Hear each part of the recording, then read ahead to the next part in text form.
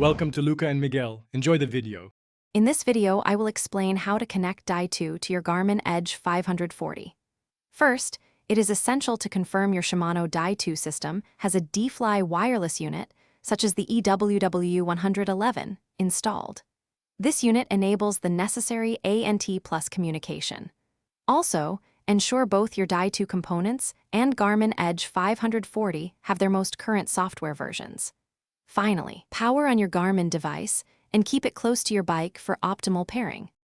Now, let's pair your devices. On your Garmin Edge 540, navigate to the main menu and select Sensors. From there, choose Add Sensor and look for the Di2 or Gear option.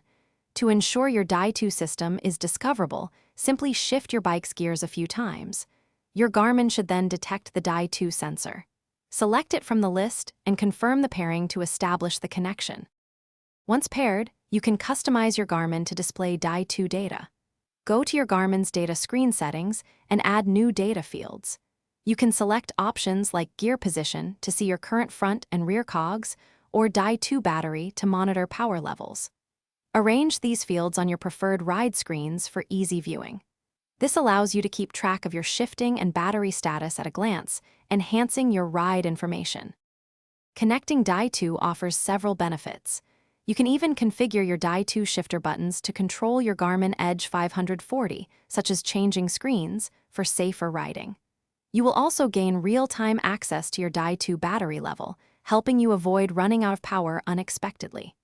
Enjoy precise gear data, including your exact front and rear cogs, displayed clearly. If issues arise, always check your Di2 battery and ensure both devices are close during pairing. Thanks for watching and please subscribe. It's the best investment you'll ever make.